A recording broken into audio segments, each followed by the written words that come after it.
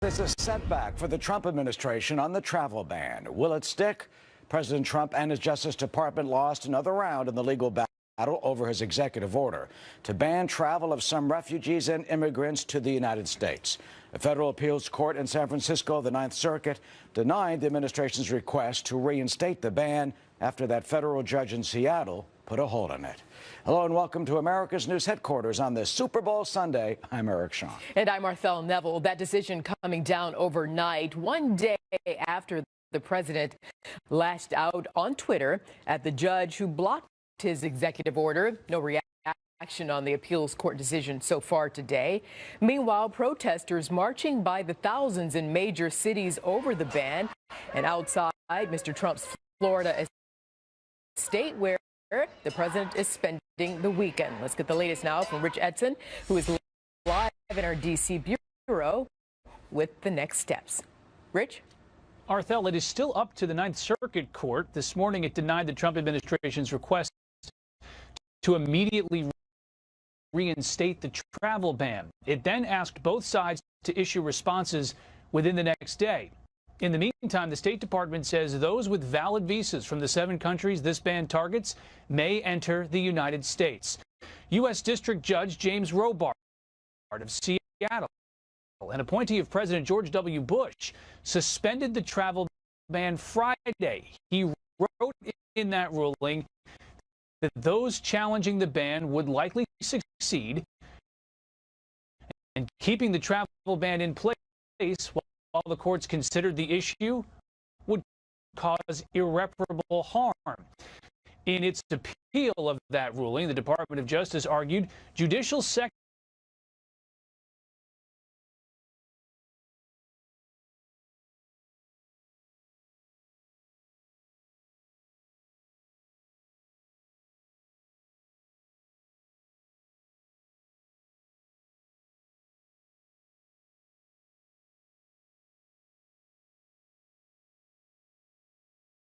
Supreme Court of the United States. Arthel? Okay, Rich Edson. Thank you, Rich. Eric? Well, Arthel, meanwhile, as we wait for the Department of Justice to respond to the Ninth Circuit decision that, as Rich said, expected tomorrow, supporters and critics of the travel ban have continued their protests across the country, and they're also taking to the airwaves. As for the Trump administration, the president spending this weekend at Mar-a-Lago in Palm Beach, where Garrett Tenney is standing by now with the very latest on what we can expect. Hi, Garrett.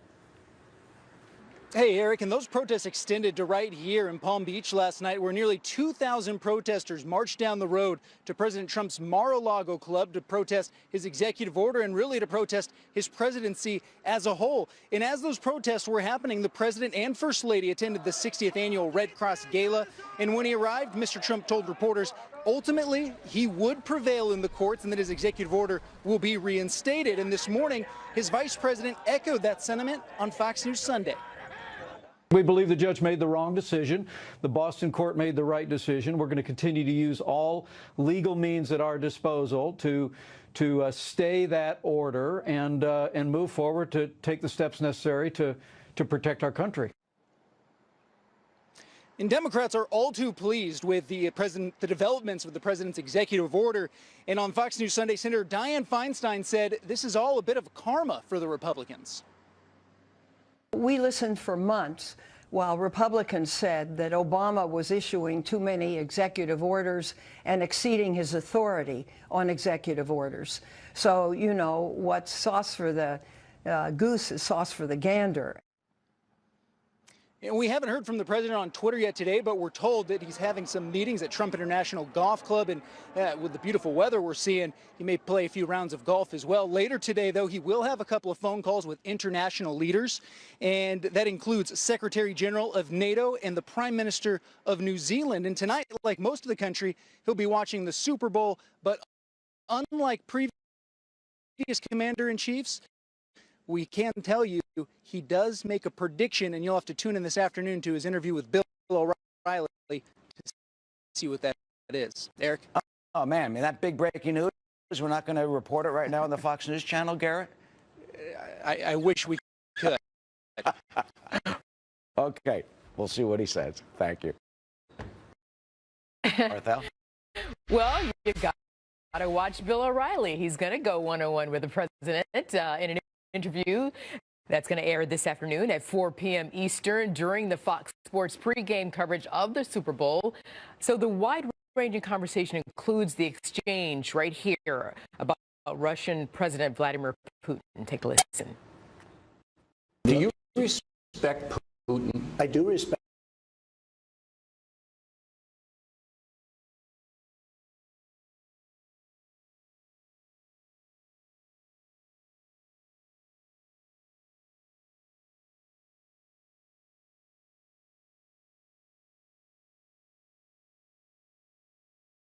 More of the conversation on the O'Reilly Factor Monday and Tuesday at 8 p.m. Eastern, happening right here on Fox News Channel.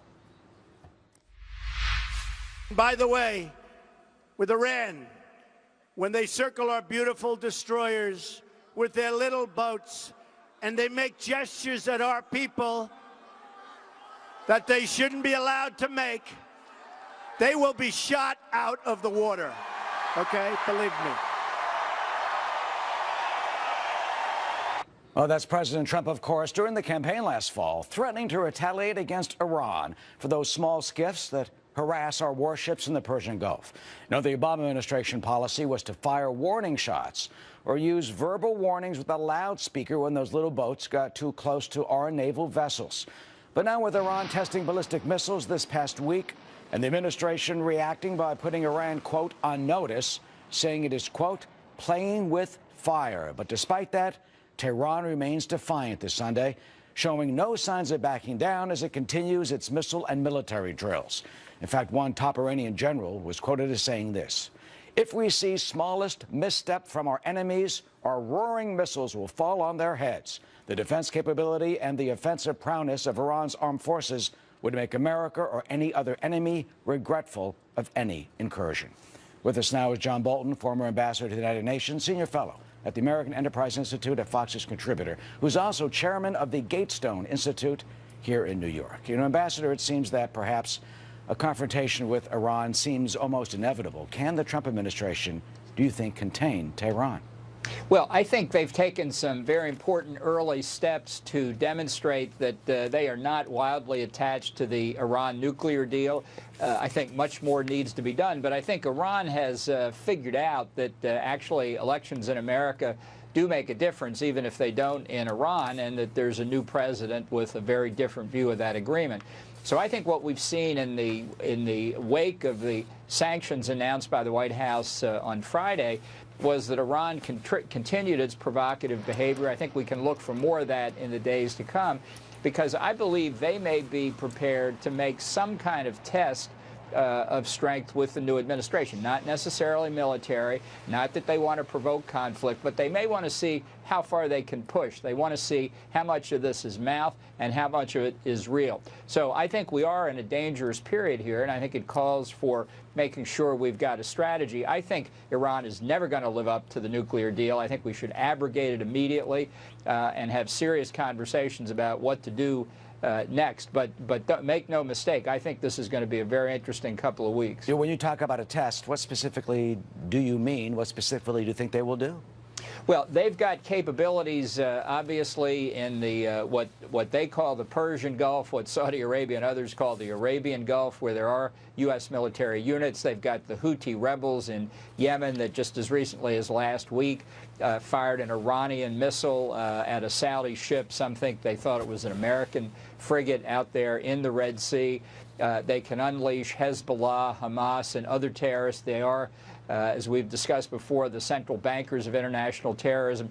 So they've got a lot of buttons they could push. And I think because the Trump administration obviously is just over 2 weeks old, the Ayatollahs may see this as a relatively cost-free opportunity for them to push the envelope. Well, they're doing that now with the ballistic missile tests. And you know, almost unbelievably, it seems to be allowed under the Iranian nuclear deal. Before the resolution at the Security Council, before the deal, banned ballistic missile tests. But let me read you something from the actual, resolution. Paragraph 3 of Annex B of Resolution 2231, 2015, calls upon Iran not to undertake any activity related to ballistic missiles, designed to be capable of delivering nuclear weapons, including launches using such ballistic missile technology. I mean, can you describe what calls upon means? I mean, is that like, pretty please don't do it? I mean, they're allowed. It's unbelievable, Ambassador. They are allowed under the deal because the Security Council changed that when the deal went through to conduct these type of tests. Yeah. Well, coincidentally, I have an op-ed in the Wall Street Journal that'll be in print tomorrow morning that deals with this very subject, because your analysis of that provision is exactly right. When the security wants to say decides or demands, it knows how to do it. And instead, it's simply called upon Iraq. This is sort of like Iran, sort of like calling upon your children to clean up their room. Imagine what happens then. But there's also a kicker in the clause that you read, because it talks about missiles designed to carry nuclear warheads. And we know from the Vienna deal and from Resolution 2231 that the United States and everybody else welcomed Iran's reaffirmation that it has no intention of acquiring nuclear weapons. So really, what could go wrong here? They don't have a nuclear weapons program, so obviously their missiles can't be designed to carry nuclear weapons. Therefore, the tests are legitimate. This is a case study of just how badly the Vienna deal was negotiated by Barack Obama and John Kerry. So that's why those who say what we should try and do is strictly enforce the nuclear deal have it wrong. It's like trying to nail Jell-O to a wall. You just can't do it. And finally, you also have made a point. The Security Council resolutions require Iran, they give them a mileage, which is like 19 miles under the border of Israel. So in other words, they're allowed to have these ballistic missiles that can potentially hit Israel. And at the Gatestone luncheon I was at with you this past week, you made a terrific point. You talked about re-entry. Why is that so significant when their first missile they fired last week exploded on re-entry? Yeah, well, the Pentagon has pointed out that's where the test went wrong. But, the Iranians claim, as do the North Koreans, by the way, who work very closely with Iran, they all claim that their ballistic missile programs are to launch weather and communication satellites. Well, obviously, you don't need to worry about re-entry if you're trying to launch satellites. The point is to put the satellites in space and keep them there. You need to worry about re-entry when you're trying to deliver nuclear warheads to their target. Obviously, they have to get back through the Earth's atmosphere to be detonated above the target. So the fact that Iran is testing re-entry demonstrates exactly what these missiles are for. You don't have to be Inspector Clouseau to see the clues on re-entry. Ambassador John Bolton, of course, always good to see you. We'll look forward to your op-ed in the Wall Street Journal tomorrow. Thank you, Eric. Of course. Arthel? And Eric, President Trump suffering a legal setback over his travel ban. So what is the next step in Mr. Trump's showdown with the judiciary system? We are going to dig deeper. Plus, the countdown to the Super Bowl is on with kickoff, about 6 hours away. We are live in Houston as H-Town gets ready for its big night in the spotlight. But I'm very confident in my team. The New England Patriots will take it home this year for number 5. The Packers are going all the way.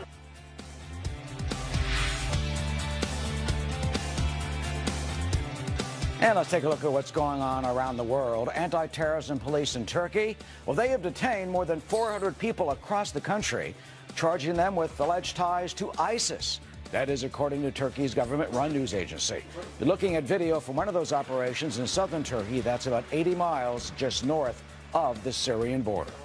In Afghanistan, avalanches have killed more than 50 people just in the last 3 days. Many more have been injured, and at least 150 homes have been destroyed in avalanches that have continued in different parts of Afghanistan. And the Iranian news media is saying that the country has lifted its ban on U.S. wrestlers, allowing them to take part in the Freestyle World Cup that's going to happen there later this month. The report says the ban was lifted after federal judge James Robar blocked President Trump's immigration travel ban from Iran and those 6 other mostly Muslim nations that are also considered terrorist hotbeds. And Eric, meanwhile, there is a growing legal tug of war between the Trump administration and the judicial system. This after a federal appeals court early this morning denies the Justice Department's request to immediately reinstate the travel ban. On the Sunday talk shows, the tussle becoming a major political battle as well. Proper vetting is important to the American people, but there's a fine line here between proper vetting and interfering with the kind of travel or suggesting some kind of religious test. And we need to avoid doing that kind of thing. This president has not brought this nation together. As he says, he's working for his base. Well, there are a majority of people that are outside of that base. And I think, you know, my best advice has been, and I was able to say this to him directly, please, Mr. President, you have to bring this country together. What he's doing is splitting it apart more and more and more. Okay, let's bring in now Elizabeth Harrington. She's a staff writer for the Washington Free Beacon. A lot to cover here, Elizabeth. As you well know, the Trump administration has to reply to the decision tomorrow. The president could take this to the Supreme Court, which, you know, only currently has 8 justices. So this could end up deadlocked, leaving the Ninth Circuit Court ruling in force. So the question to you is, does the president's travel ban, albeit temporary, have the constitutional legs to withstand the legal scrutiny? Well, look, it's interesting because the temporary non-enforcement of the ban that the ruling in Seattle decided did not do so on the basis of the Constitution. It did so on the basis of that public universities would be harmed by not as many refugees coming or people on visas coming. So it was not based on the fact that this this executive order is legally sound. The only ruling that we have so far to go off on whether this is within the Constitution is the District Court in Boston, which sided with President Trump and said this should keep going through the courts, but as for now, it should remain because the president has a lot of authority for national security matters. And really what this order does, it's temporary. It is putting in place a more stringent process to review refugees and travelers coming into the country. So on that basis alone, I think President Trump has a good shot of succeeding when you're just looking at the constitutionality of the order. Oh, well, let's look at the politics behind it, Elizabeth. Wouldn't it suit the Democratic senators to delay confirmation of Judge Neil Gorsuch, potentially forcing Republican senators to go nuclear and, you know, enforce a simple majority rule vote to confirm Judge Gorsuch? If President Trump, you know, is he fighting the right battle here in defense of his travel ban? No, I think absolutely he needs to really defend this order. This is one of the first major steps he's taken as president, and he needs to go. And I think they have a lot of reason. But do you hear what I'm asking you? I'm asking you. There is the pending confirmation, confirmation of Judge Gorsuch. Look, it was never going to be easy for Republicans to get a Republican nominee through with the Democrats. You have Minority Leader Chuck Schumer saying that now because President Trump has attacked this judge in Seattle, that they are going to suddenly treat Neil Gorsuch differently, when Neil Gorsuch was also confirmed unanimously to the lower courts. So it's very hypocritical for them to say all of a sudden that, oh, Trump has no respect for the law, when he also nominated someone that got tremendous bipartisan support. So I think Republicans have a good argument for pushing Gorsuch ahead. If the Democrats want to double down, I think by all means the Senate Republicans should go nuclear and get this justice through, because it will be beneficial to them in the long run. But, you know, with the president having publicly encouraged Senate Majority Leader Mitch McConnell to go nuclear, does that put Senator McConnell in a political conundrum, you know, in a way allowing the president to overstep constitutional boundaries, directing the Republican Senate on how to handle the confirmation of a Supreme Court justice? Well, look, President Trump said from the beginning, look, it's Mitch McConnell's decision, but he has voiced his opinion that he thinks he should do it. So ultimately, it will be Mitch McConnell's decision. And really, when you look at before this court battle over the travel ban, the Democrats didn't have a lot of good arguments for blocking Neil Gorsuch because he has such bipartisan support. He has very impressive history and resume on the lower courts. So really, I don't even think a filibuster could have happened before this latest battle over the travel ban, because he's gotten so much Democrat support. You've had signaling that Republicans could peel away some of these Democrats to vote for Neil Gorsuch. I think that they might not even have to use the nuclear option. It might not even be necessary. But how is all of this playing out inside the GOP? Well, I mean, you see with what Mitch McConnell just said, he does not seem to be, he's trying to have it both ways, that he wants to support what President Trump has done, but he also doesn't want to seem like they are enforcing some of the rhetoric that President Trump made on the campaign trail about a religious test or a Muslim ban, even though that this order is not that. It is 7 countries that have been on the watch list for hotbeds for terrorism for a long time. It's within precedent. President Obama in 2011 temporarily restricted travel from Iraq when the situation was bad over there. So I think Mitch McConnell, they're trying to kind of draw this fine line, but I think they should follow through with what President Trump is saying and signaling, which is within the bounds of the Constitution, it's within the bounds of the executive branch, and they should defend it. Okay, Elizabeth Harrington, I have to leave it there. Thank you very much. Thank you. Well, you know, I don't have to tell you, it's Super Bowl Sunday. And Houston is getting ready for it, and all that goes into this iconic event. Coming up, we'll take you behind the massive security effort that's keeping tens of thousands of people safe as they all gather for the big game later on tonight. Plus, remember this amazing big moment from the last time Atlanta was in the Super Bowl? That's Tim Dwight. He's sprinting 94 yards on a kickoff return for the touchdown. Mr. Dwight is here next to talk a little football.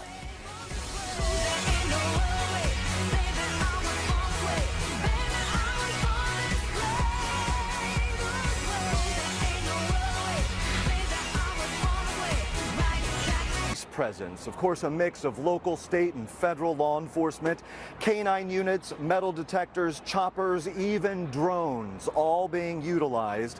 Security, we know, is paramount at an event like this, but for everything the average eye can see, there are even more tools and resources you don't know are even there. Behind the scenes, police are scouring social media, monitoring the internet for any chatter, talk of threats, terrorist attacks. The FBI tells us they are well equipped to identify patterns of suspicious activity and gather intel. If a red flag is raised, it's investigated. The biggest challenge, separating credible threats from hoaxes, but it's a job they started in May of 2013, if you can believe that, when Houston was selected to host this year's game. So years of work leading up to today. Success for us is that people will barely notice that we're there. And the team that I'm rooting for on Sunday are the unsung heroes that are there protecting all of us so that we can have a good time. Now, of course, the feds say that the beauty of social media is that it's a two-way street because the public can tweet in or post on Facebook any suspicious activity or things that they feel need to be checked out. So I really must say, to keep all of the fans here, the press, the players, all of the volunteers, the staff, that is truly the team effort. Eric? That really is, Casey. And also, before you go, one of the most special moments, of course, will be when former President George H.W. Bush, 92 years old, out of the hospital last week. He's going to, we're told he's fired up for the coin toss. That would be incredibly special. Right. Yeah, it's going to be really neat to see that because when we were down here, as you know, covering his hospitalization, I asked his doctor directly at a press conference, is it going to be feasible for the president to do this coin toss or even be here at the event itself? And they said that it was a moving target. They would have to see, but we understand that he's well enough to be here today with former First Lady Barbara, so that is certainly going to be special, Eric. Certainly hope he gets a standing ovation. Of course. Casey, thank you. He will. Arthel? Gonna be a good moment for sure. And of course, Eric and Casey, the Super Bowl is the biggest stage any football player can play on. Most of us can only imagine that feeling and the pressure that goes with it as well. Well, our next guest lived it. Tim Dwight played 10 seasons in the NFL, including time with both New England and Atlanta. Tim Dwight was with the Falcons during their last Super Bowl appearance against the Broncos in 1999, where he famously returned a kickoff 94 yards. Yeah, nice, for the team's first touchdown. Tim Dwight here now. Tim, so, man, well, you're looking good, by the way. I like the head thing happening. I'm sorry. Thank you. Just a girl. I'm I got sorry. a nice tan when I was down being in a girl. Cancun. What can I say? All righty. Tell me now, what are the girls, the guys, feeling right now? I mean, their emotions. What is it like gearing up for this game? You're pretty nervous. You're pretty nervous. Biggest game of some of these players' careers. You know, when you're a little kid, you're always thinking, wanting to play in the Super Bowl, score a touchdown in the Super Bowl, be an MVP, and this is their opportunity to do that. So, you know, on preparation-wise, definitely New England's probably has an advantage. They've been here many times before, but Atlanta's rocking. I mean, their offense is on fire. Their defense is playing top-notch. So it's been a good football game. But these guys are probably just relaxing in their hotel room, just going through their playbook, just rehearsing their plays and their cues, and getting ready to play the biggest game of their life. Yeah, but New England's been here before. Atlanta, though, has something to prove. So New England can't sleep on Atlanta. But let's talk about this. When you make, as you did, when you make such a huge play in such a high-profile game, how does that feel? And on the other side, when you make a mistake in a Super Bowl game, how easy is it to shake off? Well, it's not that easy to shake off. Big games like this, you always want to perform at your best. And when you make a mistake, it's pretty hard. But, as a good player, these guys will shake that off. They'll do the best they can to remove it from their mindset. But it is kind of hard. You have to reset yourself a little bit when something goes bad. But when something goes good, it's super exciting. I mean, I scored it late in the game back in 1999 in that Super Bowl. But I tell you what, it was ecstatic. I mean, every single return we had that night kept getting further and further down the field. And I'm like, come on, guys, we're going to get one of these. And I made one lucky other cut, and that was it. It was me and Jason Elam. And when you got a kicker in midfield like that, you should usually outrun him and score a touchdown. And I feel like you feel it as if it happened yesterday. I get.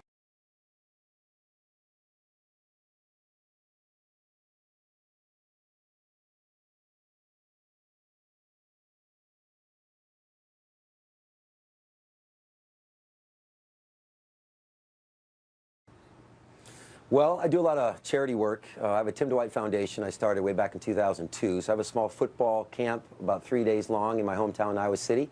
And I also have a 5K. And, you go to a lot of these, events that people are raising money for their foundations. And, some people might be able to bid on this auction item and not bid on this auction item. So there's a lot of money in there that, doesn't really get put forth because someone outbids you, right? So we've kind of come up with an app called CoinUp where you can donate into your charity of choice, and we sign up charities, as they call us, and we sign them up free of charge, and you can actually pay your charity or donate to your charity on every purchase you make. So say you buy like a $1.25 candy bar, well, this extra 75 cents to go up to $2 gets donated into your charity. Okay. Which is great things because people can donate at any amount they want. They can do $5 a month, they do $2 a month. I do $20 a month. And then it shows you every time, if you pull up your app, what you've donated and how much you've donated. And every month, we kind of give an update on the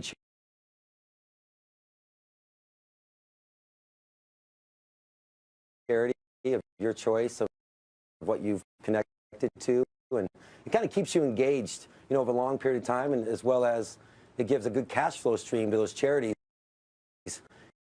Every day they've got money coming in instead of having to do these 1 and 2 events. So it really streamlines things for people, and gets a lot more people involved. Strength in numbers is kind very of a big powerful thing, and when it comes to very powerful. Yes. I wanted to give you a chance to talk about your charity because it's very important. But I'm out of time. But before you go, you get one-word answer. Who's going to win?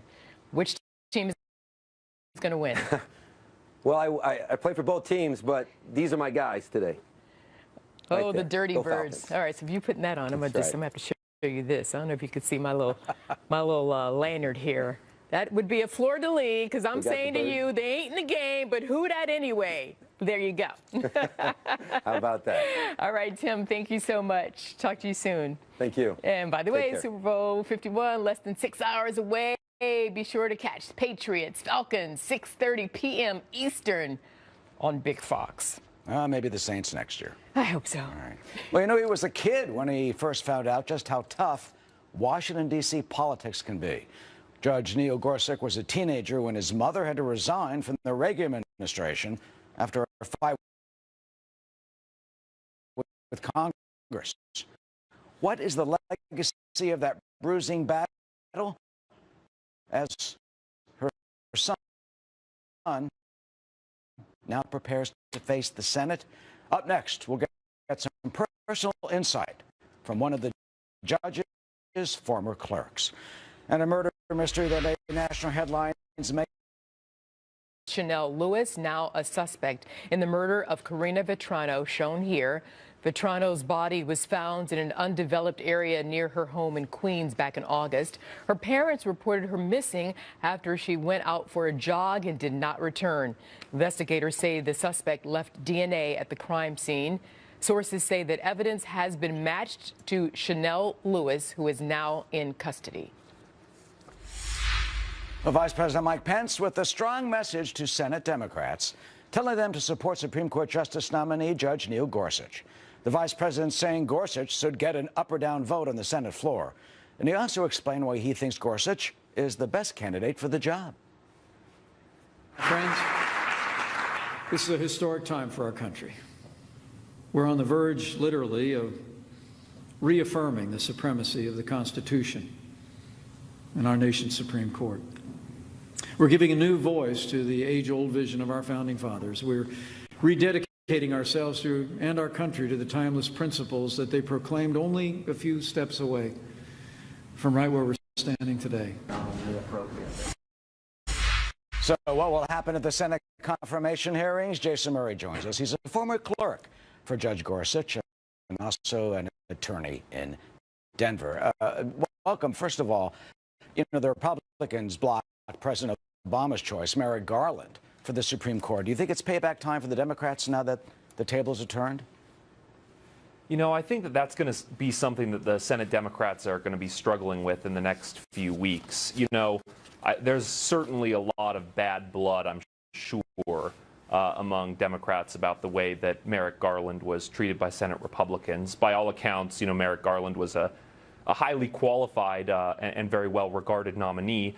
But the question going forward is going to be, you know, do they have the political clout to block Judge Gorsuch even if they wanted to? And it's going to be a hard thing for them to really stand firm against a nominee who is, you know, very widely regarded and very well respected, particularly when they're in the minority. Yeah, I mean, they could have the 60 votes, or maybe the nuclear option will be used. I mean, how do you think he will do at the hearings, what he will be asked, and it's the first time that America and we will actually be able to see what he's like, many of his views, and basically get a measure of the man? I think there's a good reason why Judge Gorsuch was unanimously confirmed when he was put on the federal appellate bench back about a decade ago.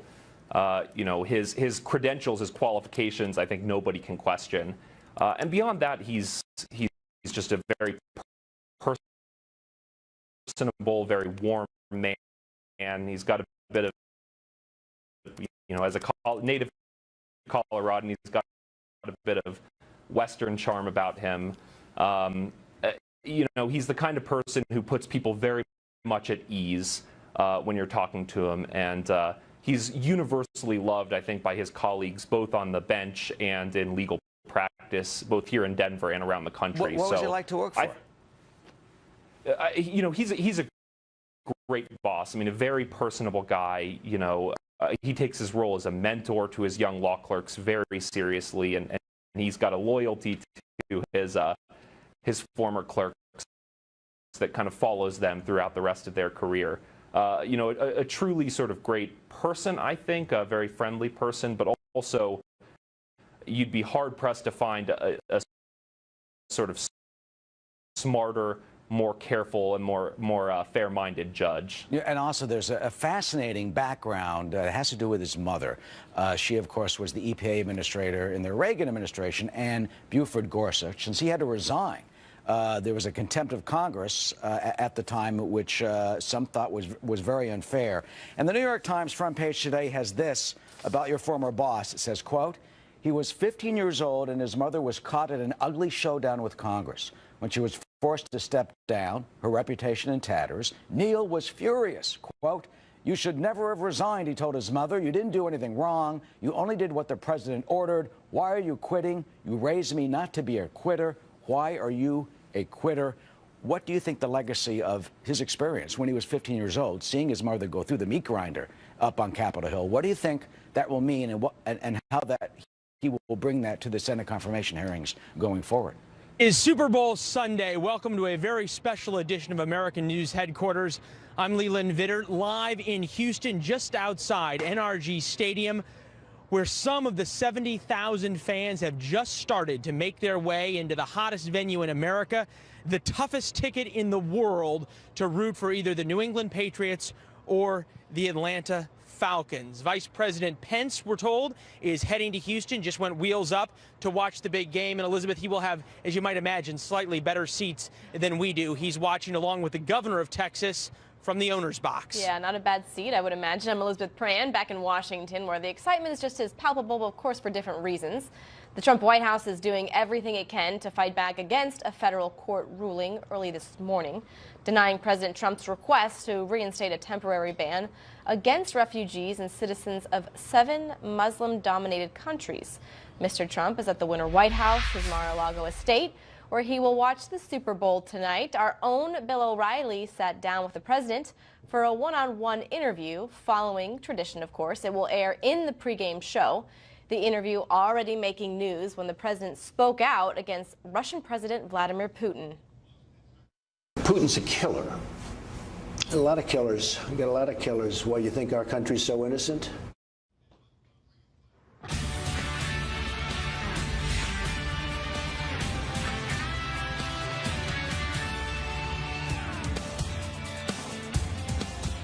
More on the news from that interview, and of course more from here in Houston on the big game. But first, the temporary hold on President Trump's travel ban will remain in place, at least for now. Here's how it went down. Early this morning, a federal appeals court rejected a request from the Justice Department to immediately reinstate the travel ban on certain refugees and immigrants from 7 Muslim countries. Rich Edson breaking down what it all means for not only us here in the United States, but for those abroad trying to come into the United States from Washington. Hi, Rich. Hey, good afternoon, Leland. And the Ninth Circuit Court has refused the Trump administration's appeal to reinstate the travel ban, and the case remains with that court, as its ruling requests both sides issue responses within the next day. U.S. District Judge James Robart of Seattle, an appointee of President George W. Bush, suspended the travel ban Friday. As a result, the State Department says it is allowing those with valid visas from the 7 countries the travel ban targets to travel to the United States.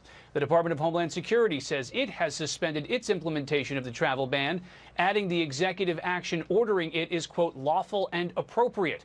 Trying to immediately reinstate the ban, the Department of Justice appealed to Roberts' ruling to the Ninth Circuit, claiming such, quote, judicial second-guessing would constitute an impermissible intrusion on the political branch's plenary constitutional authority over foreign affairs, national security, and immigration. President Trump claims the recent court ruling opens the U.S. border to, quote, very bad people. And this morning on Fox News Sunday, Vice President Mike Pence said the administration will continue its legal attempts to resurrect the travel ban. We believe the judge made the wrong decision.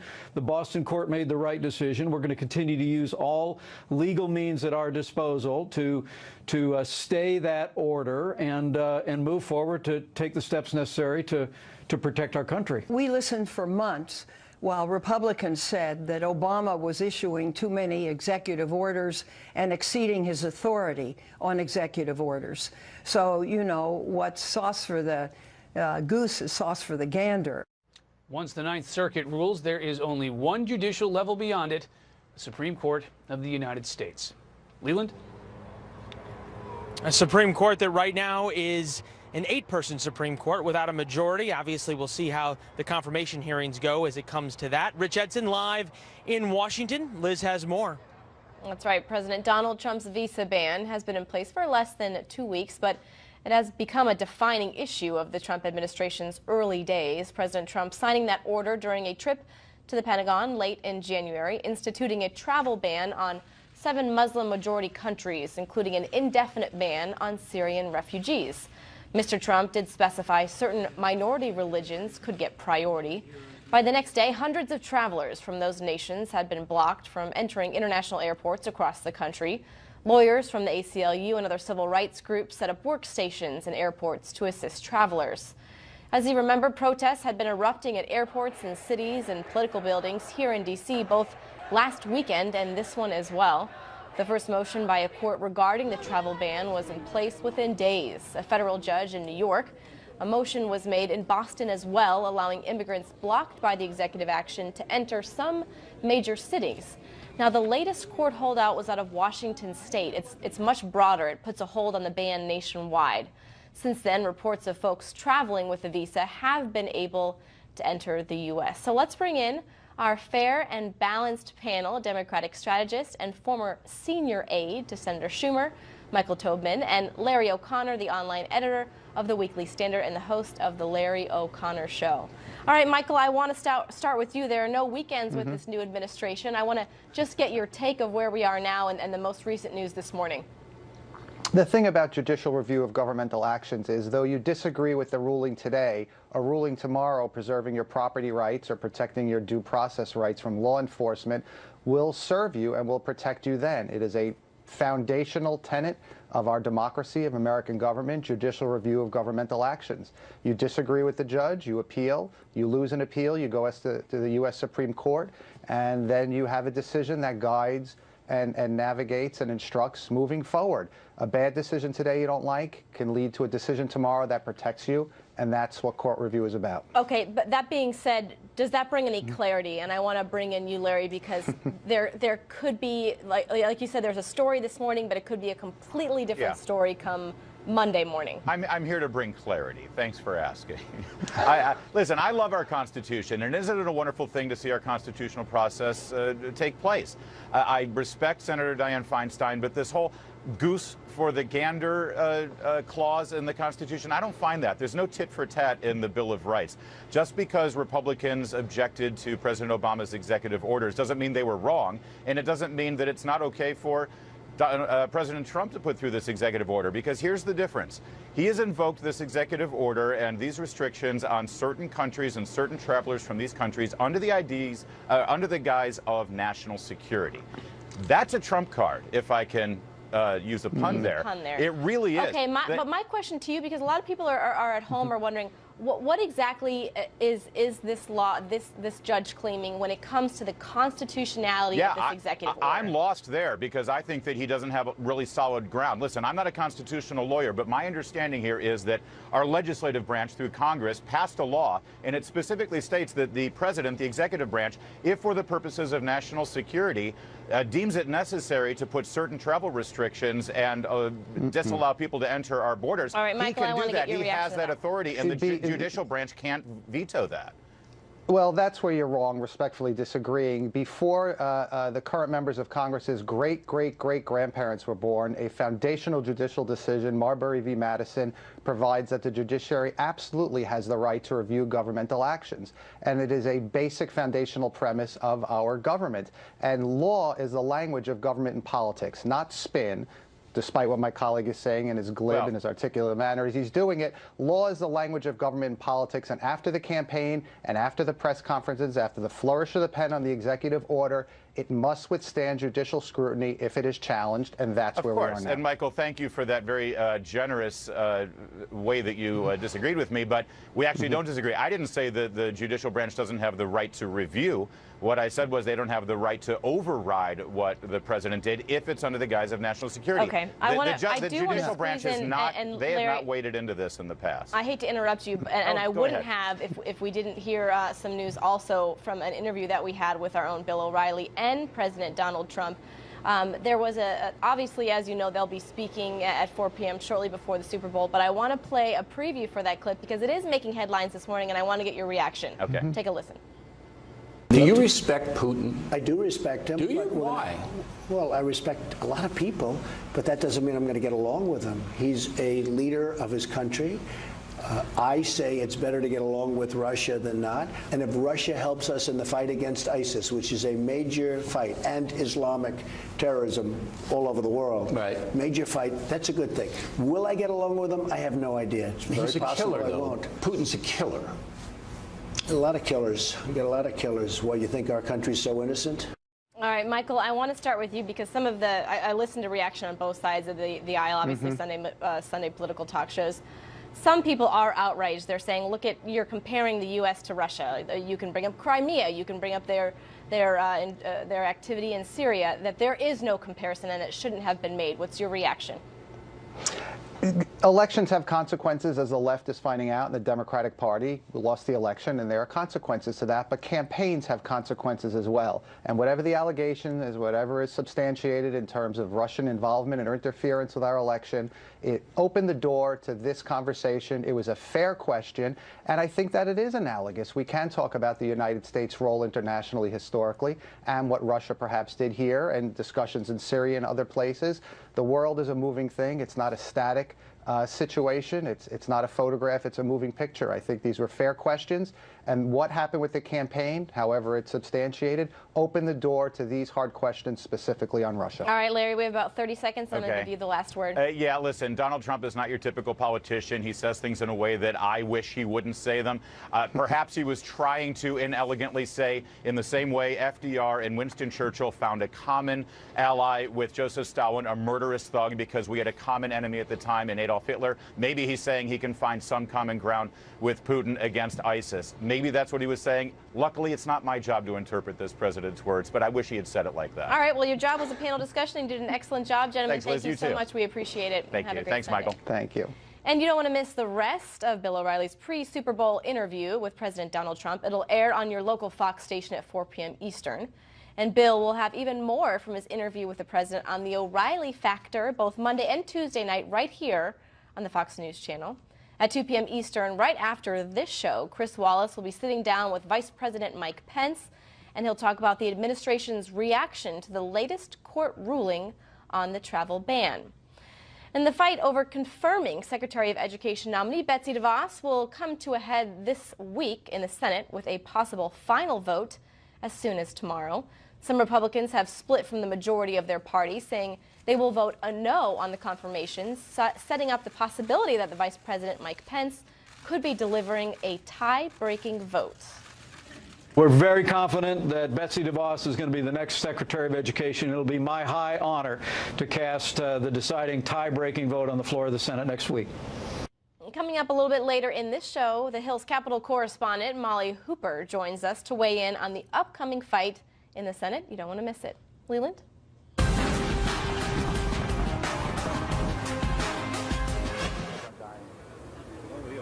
Well, here in Texas, football is more than a game. It borders on a religion, really.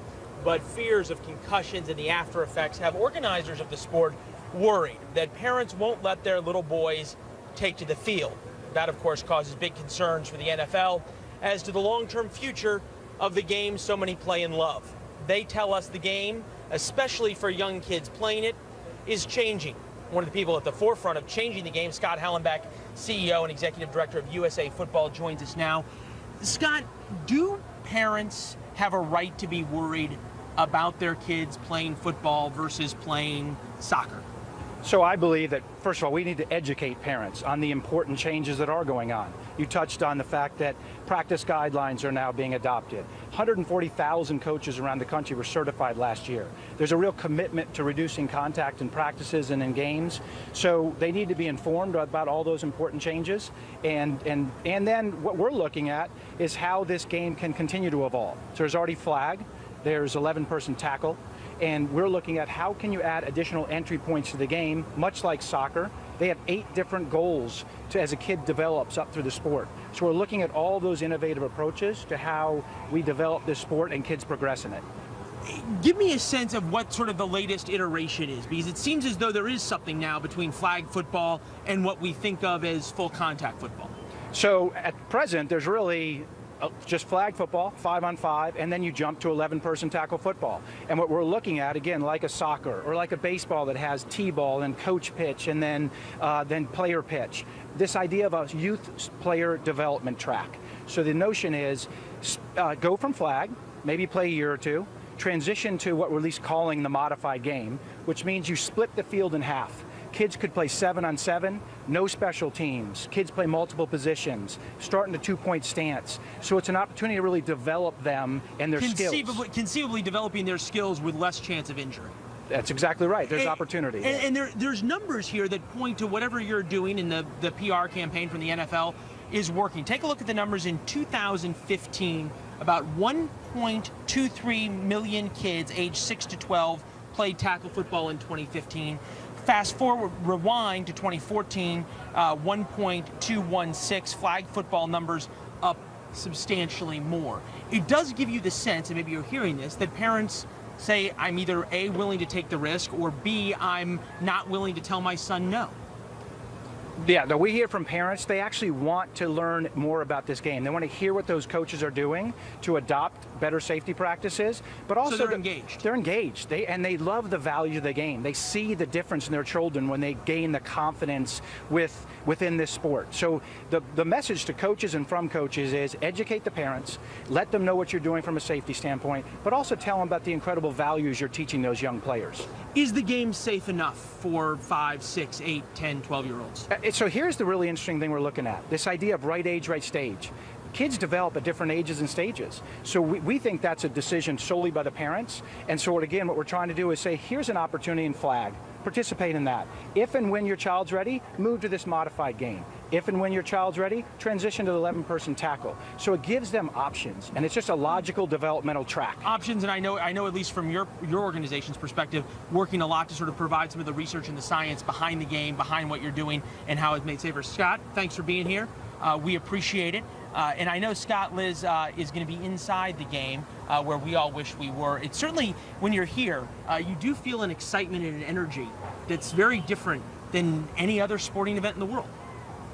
Yeah, and Leland, I think it's so fascinating. We've had obviously some guests on, and we will also in the show when we talk about the big game, the impact of football, and then also the impact of just today and the entire weekend. We're going to be keeping our eye on all those ads that are going to be coming up. It's really become a family event. We've had some guests on the show to talk about it. People watch it for all sorts of reasons, so there's a lot of excitement.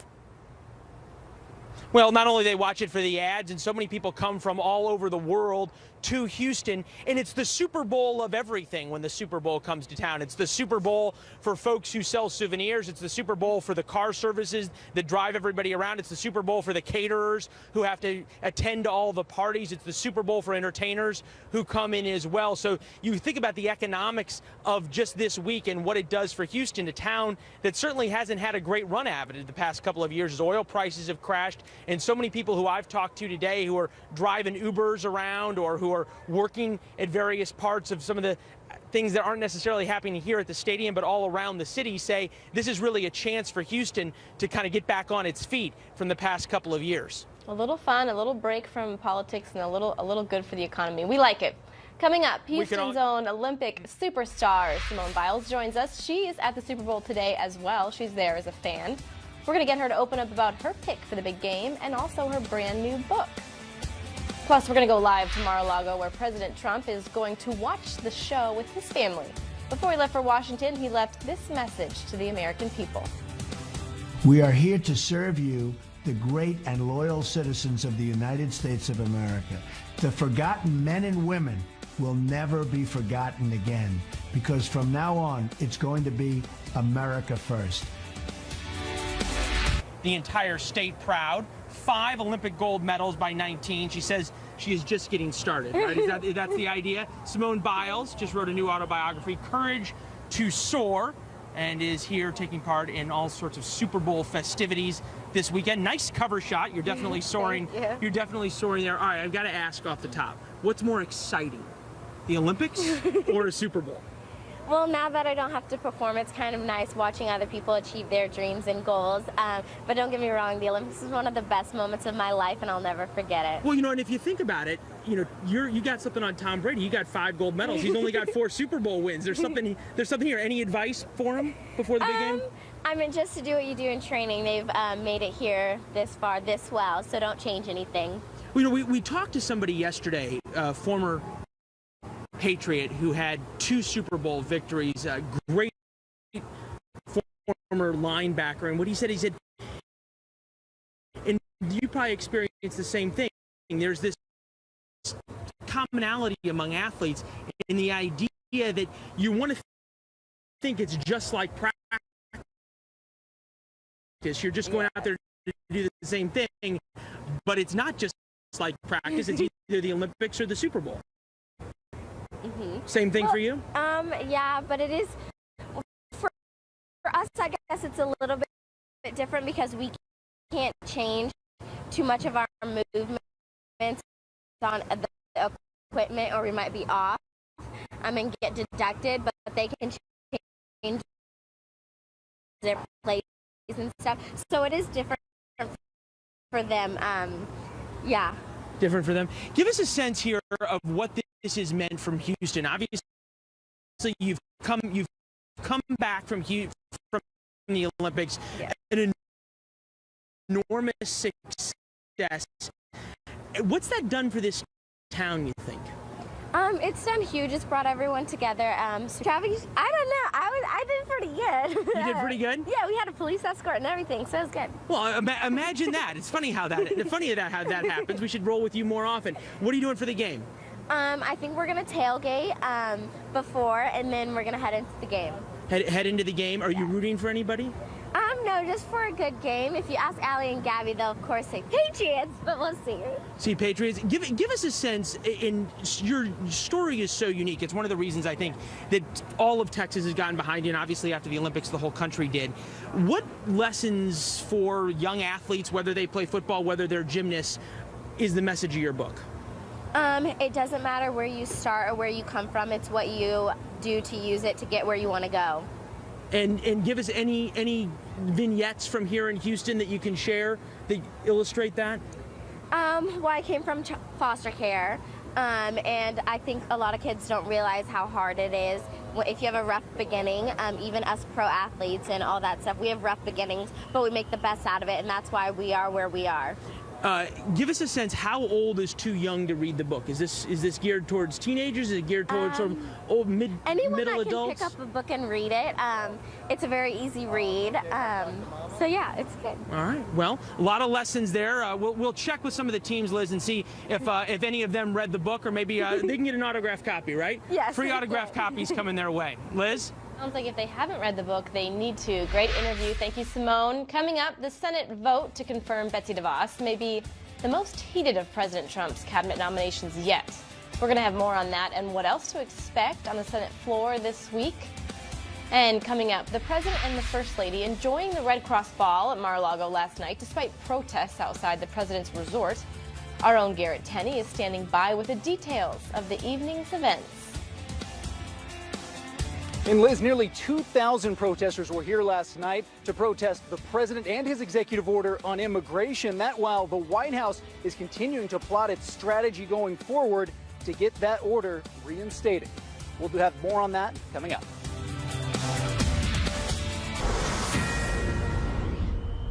A Fox News alert. Welcome back to Houston. We'll get more on the big game, the Super Bowl kickoff just about 6 hours from now, but we're going to have a little bit more as it relates to exactly the security preparations here, not only in terms of what's going on in the stadium, but also all around how Houston is getting ready for this, and also about those securing the skies up above NRG Stadium. From Casey Stegall standing by in a moment. But first this, early this morning, a federal appeals court rejected a request from the Justice Department to immediately reinstate President Trump's travel ban on certain refugees and immigrants from 7 Muslim countries. Now, the administration has to respond within the next day. The president is spending his Super Bowl Sunday in Mar-a-Lago, Palm Beach, where Garrett Tenney is standing by with the latest on how the White House is truly working through the weekend and around the clock on this. Hi, Garrett. Hey, Leland, you could tell by the president's Twitter feed yesterday that his executive order was front and center on his mind. And last night at the Red Cross Gala, he actually spoke to reporters for a few minutes briefly and told them about the ongoing legal battle. He said, quote, "We will win. For the safety of the country, we'll win." And today, the president has been silent thus far, including on the Twitter sphere. And we do know that he has been meeting with some of his advisors at Trump International Club. And we were told initially they would be discussing a number of policies and executive orders they were planning to roll out this next week. But it's safe to assume that this executive order being overturned now is factoring into those discussions as well, and how to move forward from there. And this morning on Fox News Sunday, Vice President Mike Pence said that the administration will use all legal means at their disposal to get the president's order reinstated. We believe the judge made the wrong decision. The Boston court made the right decision. We're going to continue to use all legal means at our disposal to stay that order and move forward to take the steps necessary to protect our country. And Democrats also weighed in on the Sunday morning shows, and on ABC's This Week, Senator Amy Klobuchar said a lot of these legal challenges are the administration's own fault. When you put out an order that basically suspends the refugee program, not just in those countries, but in every country in the world, when you put out an order that you have not worked with businesses or with your professionals in the security area when you've done it, I don't think it's a surprise there's going to be court challenges or that you're going to have chaos. And back here at Mar-a-Lago this afternoon, the president will have a few more phone calls with world leaders, including the Secretary General of NATO and the Prime Minister of New Zealand. Tonight, with much of the country, he will be tuning into the Super Bowl on what I am sure is a very large and nice TV. Leland. Well, a huge night. Obviously, that big interview with President Trump coming up 4 p.m. on Big Fox. Garrett Tenney, Mar-a-Lago. Thanks, Garrett. And Liz, it's quite interesting here in Houston. Politics are never far away, even with the big game going on. Up above us, we've been seeing some planes circling with big banners. One of those banners reading, "No one is above the Constitution." Clearly a political message on what is the great American game night. Absolutely. There's a lot of political undertones, and we're going to talk more about that. We have a guest speaking about some of the ads that we're going to see in tonight. We have some political undertones in those as well. In the meantime, let's continue our conversation about politics. Senate Republicans are expecting a showdown with Democrats over President Trump's nominee for Secretary of Education, Betsy DeVos. She's experienced heavy scrutiny in confirmation hearings, and even some Republicans say they may withdraw support when the final vote for her position takes place this week, as early as Monday, if I'm not mistaken. Here with a look ahead, the Capitol Hill reporter for The Hill, Molly Hooper. Molly, thank you so much for joining us today. You're welcome. You're our go-to to clarify everything going on the Hill. Democrats are stalling. There's no denying that. Whether or not you're a Democrat or Republican, they're certainly stalling. I want to ask you what you foresee this week as a takeaway from what you saw last week, meaning we saw Democrats sit out of some committee hearings, but they're still getting through. So bring me up to date on what you foresee for the next couple weeks. Well, first and foremost, Betsy DeVos is likely to be confirmed either late Monday, early Tuesday. There's a certain number of hours that the Democrats have. I think it's up to 30 working hours to basically continue holding out until they have this vote. But ultimately, she'll be confirmed. 2 Republicans, Lisa Murkowski from Alaska and Susan Collins from Maine, are going to vote against her.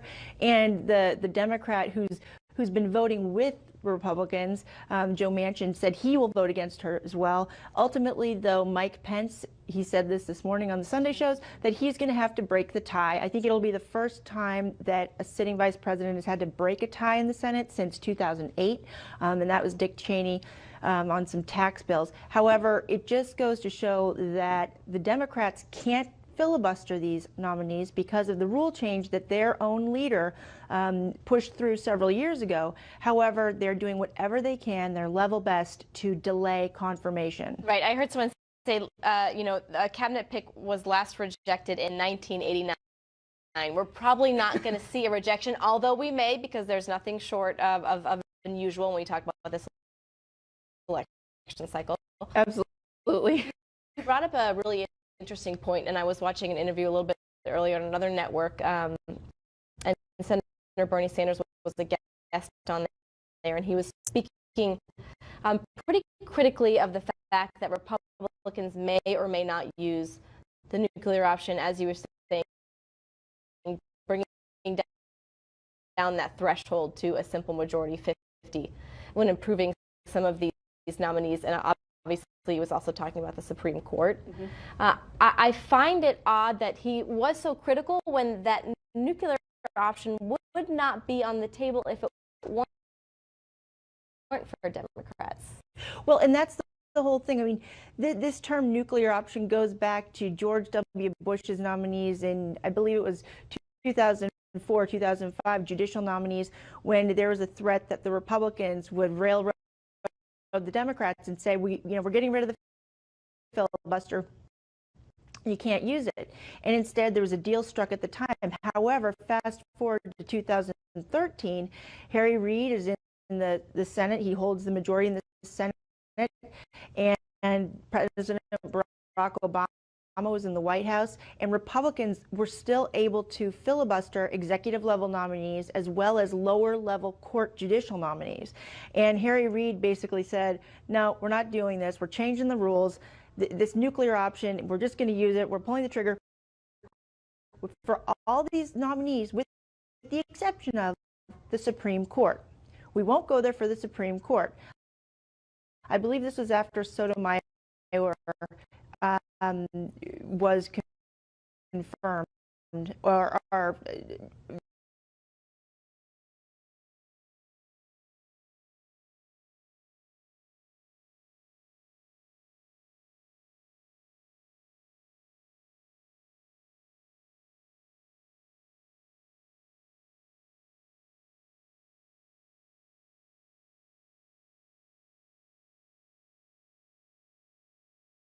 absolutely, and we'll see what happens with the other outstanding confirmation battles. Right. Right. Hooper, thank you so much. We appreciate it. Thank you.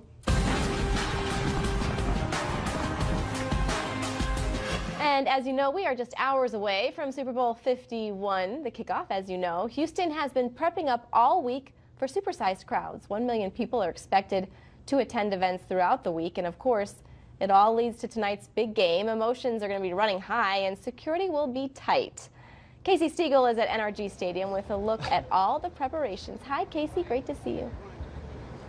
Hey, Elizabeth, good to see you. You know, we talk an awful lot about security with an event like this, but what's happening more on the law enforcement side of things, something a lot of people really don't think about is the medical preparedness that has to be carried out. Hospitals and trauma centers across the city are on high alert today. Additional doctors and staffing, x-ray technicians, you name it, have been brought in. They must be on the ready for any possible scenario, from an increase in car accidents due to the extra traffic out on the roadways to the unthinkable, a mass casualty incident where hundreds of patients would need to be treated at one time.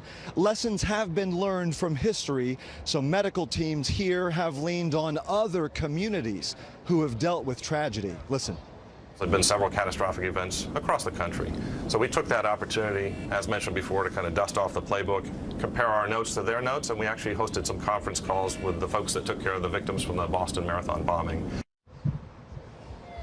They also talked to other Super Bowl host cities to see how they handled an influx of people. But one thing is for sure, this is not Houston's first rodeo, so to speak. The city hosts large events quite frequently, so those disaster preparedness plans were already in place. But as you just heard, it's really a matter of revisiting them and doing dry runs so that everyone is on their toes. But this city is known for its world-class medical facilities. So we are told that they feel very well prepared for anything that could be thrown their way, be it large or small. Of course, the hope is that none of the plans that are put into place actually have to be used. Elizabeth? I appreciate it. See you soon. Leland? And as we come back outside NRG Stadium in Houston, they're still not letting fans in yet, but the tailgating has certainly begun here. As we talked about, there's already a lot of political overtones to the game, and the NFL has gotten political as well. Up in the skies here above the stadium, we've seen some of those planes trailing banners with political messages as well. Obviously tonight, all the focus is on what's on the field and what's on television, those $5 million a piece ads that will play between the plays, between the Patriots and the Falcons. We're going to take a look at a few of the high-ticket commercials that are making people laugh, and then also